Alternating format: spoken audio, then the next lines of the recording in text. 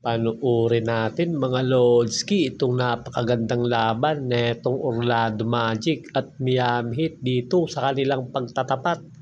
Unang posisyon ng bola sa Magic, Suggs linabas ang bola dito kay Wagner. Pero Wagner binalik kay Suggs for the 3. Pasok yun mga Lordski. Para sa unang puntos ng Orlando Magic. 2 points naman ang mabilis na sagot dyan netong si Mitchell ang point guard ng Miami Heat.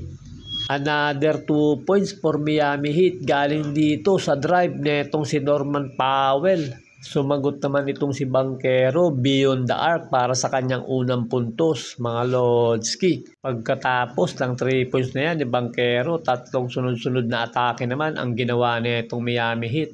Isang layup ni Mitchell at isang inside pass ni Mitchell dito kay Bam Adebayo at isa namang beyond the arc ang binato netong si Andrew Wiggins mga Lordski. Iisa pa sana itong Miami Heat kaso na-anticipate netong si Suggs ang pasa ni Mitchell na nagresulta ng pass break dito kay Banchero for the 2 points. Pero may sagot naman agad dyan ang Miami Heat galing dito sa alley-oop dunk netong si Ware galing sa pasa ni Mitchell. Gandang atake naman dito ni Wagner inside the paint mga Lordski. Nakahiga na pero naipasok niya pa yung bola. Another highlights of Magic block to Bitadze for the Monster Slam Dunk. Unang puntos yan na itong big man ng Orlando Magic. Samantalang itong si Hakis gandang fadeaway kontra kay Wagner mga Lordski. Norman Powell driving away, kick out the ball to Bam Adebayo. Bam Adebayo for the 3 points mga Lordski. Sinundan niya pa yan dito sa loob ng pintura. Another 2 points dito kay Bam Adebayo. Ang gandang drive naman netong si Carter inside mga Lordski using the Euro step and slam dunk para naman sa kanyang unang puntos dito sa Orlando Magic.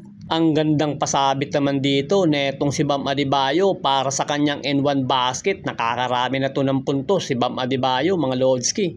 Anthony Black naman driving inside for his 2 points. Hindi pa masyado nagpapakitang gilas itong si Anthony Black dito sa unang quarter. Magkakasunod naman na puntos ang ibinato rito ng Miami sa early minutes na itong second quarter. Samantalang itong si Norman Powell, marami na rin itong binabatong puntos mga Lordski. Samantalang itong si Banchero ay paisa-isa lang ang ibinabato na itong puntos mula pa ng first quarter mga Lordski.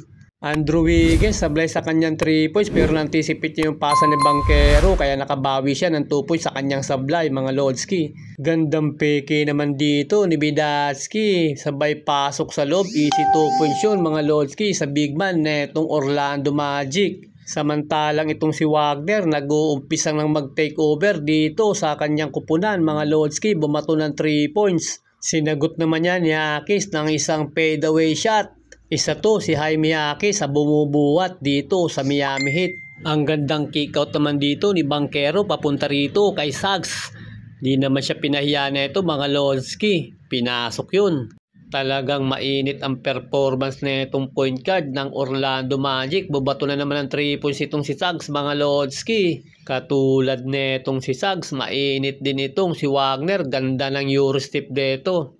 Sumagot naman itong si Norman Powell na nangunguna rin sa puntos dito sa Miami. Gandang peke, gilid na naipasok pa ng mamang ito mga Lordski. Bam Adebayo, another 3 points. Isa rin to sa kumukontribute ng puntos dito sa Miami Heat.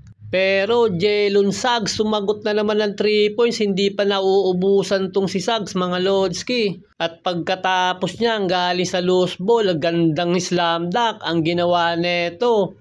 Galing yun sa quick pass netong si Anthony Black na hindi masyadong maganda ang nilalaro neto dito kontra sa Miami Heat. Hindi katulad netong si Suggs, samantalang itong si Wagner mga Lordski, bumato na naman beyond the arc, kaliwat kanan yan. Tuwang-tuwa ang kanyang mga kakampi dito sa bench ng Orlando Magic. Andrew Wiggins sinubukan naman pumasok sa loob pero kinikaut ang bola dito kay Pantakyo na unang puntos din lang ito ng 3-pointers ng Miami Heat. Sumagot din ng 3 point dito sa kabila itong si Desmond Bane, ang veteranong point guard ng Orlando Magic na panaka-naka rin lang ang kanyang score. Samantalang itong si Jaime Hakis, another driving inside for the 2 points. Samantalang itong si Wagner, mga Lodski, bumato na naman beyond the arc. Talagang napakainit ng kamay nito. Sumagot din itong si Norman Powell sa 3 points din, mga Lodski. Pasok din yun. Nakakarami na ng score itong si Norman Powell para maibaba niya sa 3 kalamangan ng Orlando Magic. Samantalang itong si Wagner, magkasunod na naman na 2 points ang ginawa nito. Mga Lodski, talagang take over na ito dito sa 4th quarter. Kaya balik sa 5 ang lamang ng Orlando Magic dito sa Miami Heat. At isa pang teardrop ang ginawa nito para mailayo ang score dito sa Miami Heat, mga Lodski. Gandang Euro step naman ang ipinakita dito ni Norman Powell para maibaba ulit ang score. Isa pang drive netong si Norman Powell, pasok yun, mga Lodski. 105, 106, isa na lang ang lamang ng Orlando Magic.